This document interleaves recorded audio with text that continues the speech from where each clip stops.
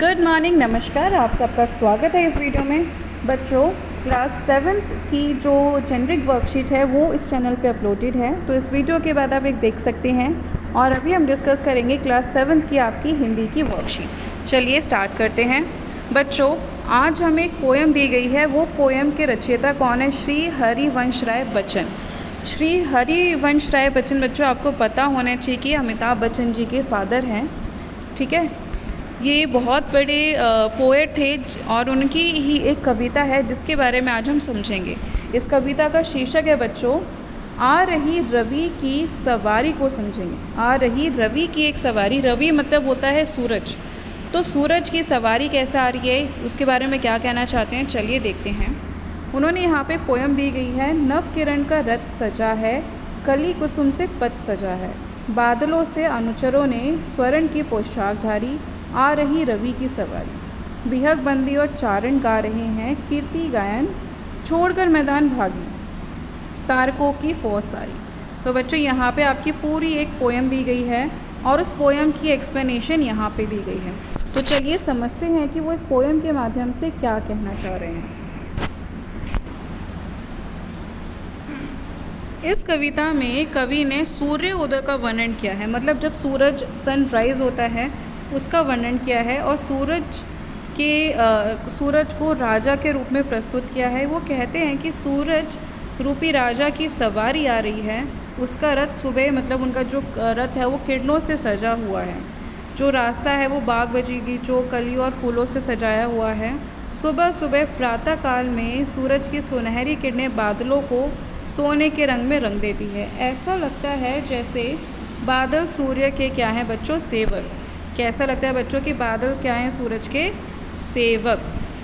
ठीक है, जो सोने से सुनहरी पोशाक पहने हैं। तो इन्होंने क्या बोला? सुनहरी पोशाक किसने पहनी है बच्चों? बादलों ने, जो कि सूर्य के सेवक लग गए हैं। और ऐसा लग रहा है वो भी एक सुनहरी पोशाक पहन के आए हैं। और इसी प्रकार सूरज की सवारी आ रही है। प्रातःकाल जब सूरज उगता है तो जो रात का अंधकार है वो मिट जाता है, सभी को मुक्ति लगती है। तो ऐसा लगता है कि जैसे कोई राजा विजयी होकर आ रहा है और अपने राजा को देखकर उसके पक्षी रूपी बंदे और उसके सारे सेवक उनकी प्रशंसा कर रहे हैं। सूरज को अचानक चंद्रमा की दशा देखकर बहुत अजीब लगता है कि रात का जो राजा है चंद्रमा रास्ते में कैसे भिखारी बन पड़ा है। अर्थात परिवर्तन संसार का अटल सत्य है।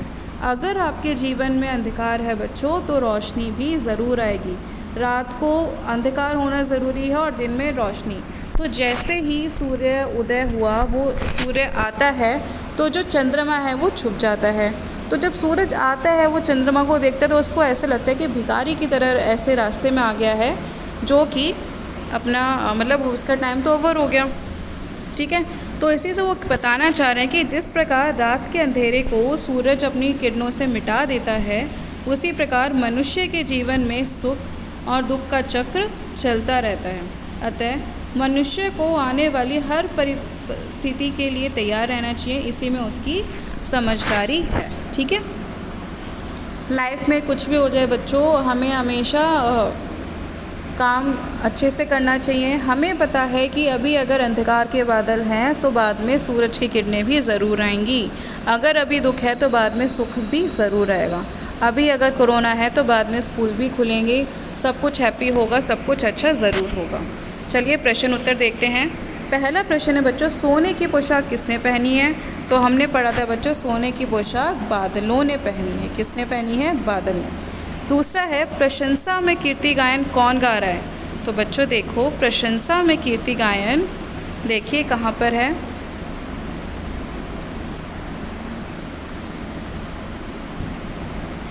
आप बताइए, प्रशंसा में कीर्ति गायन कौन गा रहा है?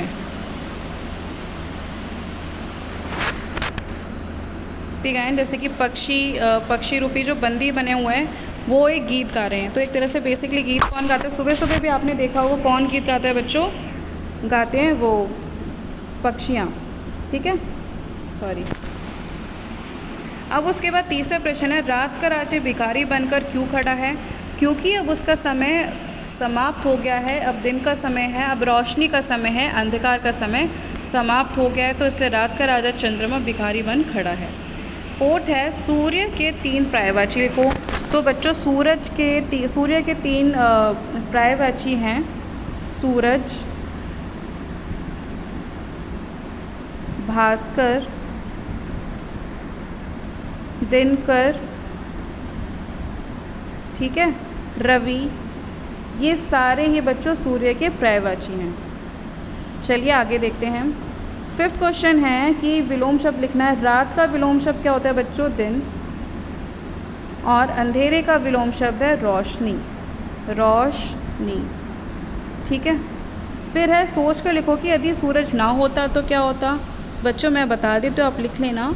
यदि बच्चों सूरज ना होता तो पृथ्वी पर कोई भी जीव जीवित ना होता, क्योंकि अगर सूरज ना होता तो पौधे अपना खाना ना बना पाते, पौधे मर जाते। पौधे ना होते तो जो सारे हम सब पौधों पे जो जीवित है हम ना रह पाते, ना हमें ऑक्सीजन मिलता, ना हमें खाना मिलता।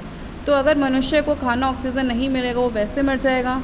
और जो कुछ जानवर है जो एक दूसरे पर डिपेंडेंट रहते तो वो भी एक दूसरे से खाना नहीं ले पाते। तो जो सूरज है इट इज़ जो सोलर एनर्जी है अल्टीमेट सोर्स है एनर्जी का, तो सूरज हमारे लिए बहुत इंपॉर्टेंट है। अगर सूरज नहीं होगा तो एक तरह से मान लीजिए पृथ्वी पर जीवन संभव नहीं है। आप लोग रात को थोड़ा स्कूल आओगे, है ना। तो बच्चों यही थी हमारी आज की वर्कशीट, हमने अभी कंप्लीट करी है। और इसके बाद आप चेक कर लीजिएगा क्लास 7th 8th की जेनरिक वर्कशीट भी इसी चैनल पे अपलोडेड है। Thank you so much for watching this.